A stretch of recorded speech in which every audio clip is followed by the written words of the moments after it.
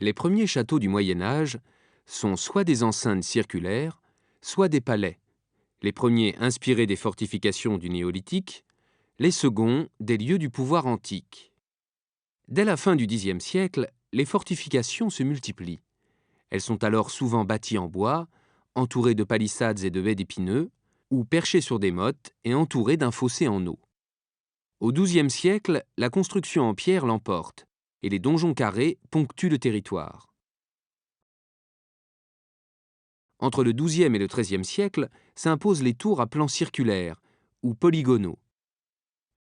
Autour des châteaux, pour des raisons pratiques et sécuritaires, se regroupe souvent un village, un bourg, voire une ville, eux-mêmes entourés d'une enceinte fortifiée.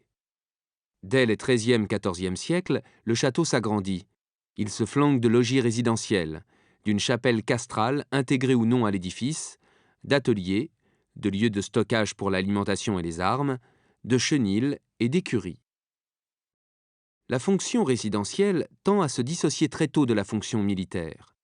Les donjons, souvent isolés et difficiles d'accès, n'étaient pas adaptés à la vie de famille. Un logis est donc édifié à leurs pieds. Dès la fin du XIVe siècle, les grands châteaux tendent à devenir des palais, dotés de salles immenses pour les cérémonies.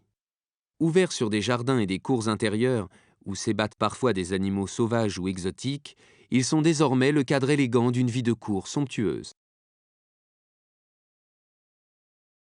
Résidence d'un seigneur et de son entourage, le château est un lieu de pouvoir. Le seigneur châtelain est à la tête d'un domaine, la châtellenie, dont il assure l'exploitation. En cas de conflit, il a l'obligation de protéger les récoltes et les troupeaux, les outils de travail et les hommes du domaine qui viennent s'abriter au château en cas de danger. La châtellenie est l'assise du ban, pouvoir de commandement qui s'exprime dès le XIe siècle par les banalités, le four, le pressoir et le moulin, souvent fortifiés.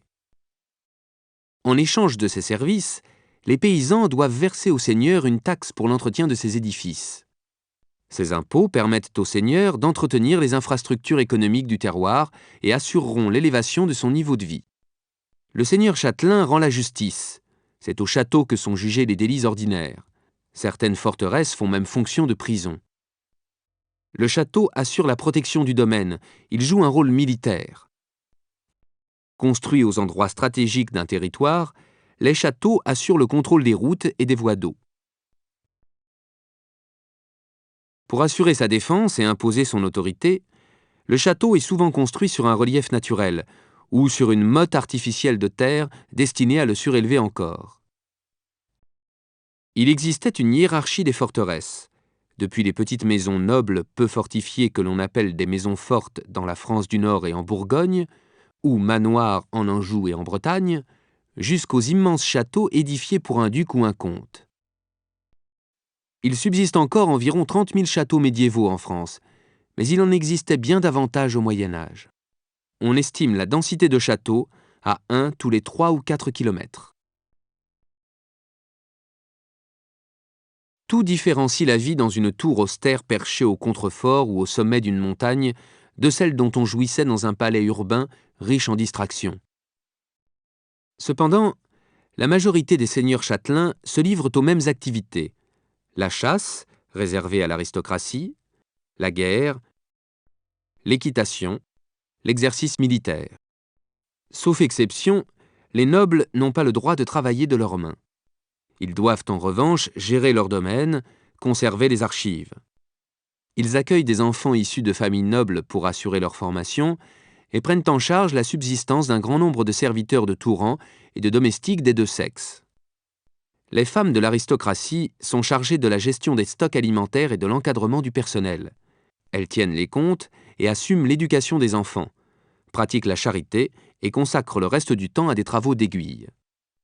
Au château se déroulent nombre d'activités ludiques: danses, fêtes, mascarades, musique, joutes et tournois.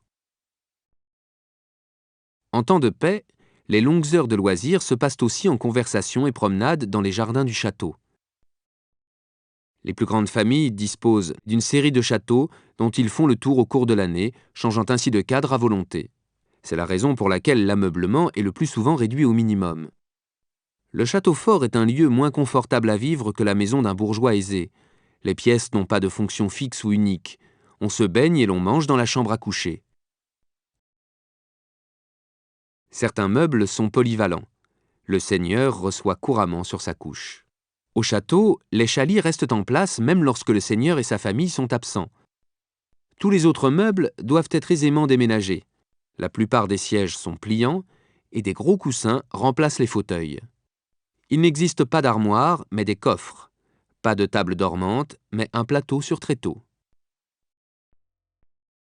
Du parchemin huilé est posé le moment venu aux fenêtres, souvent démunies de verres à vitre, et des nattes de paille couvrent le sol. Tout cela se roule ou s'emballe aisément et se transporte en chariot peu différent de ceux utilisés dans l'Ouest américain.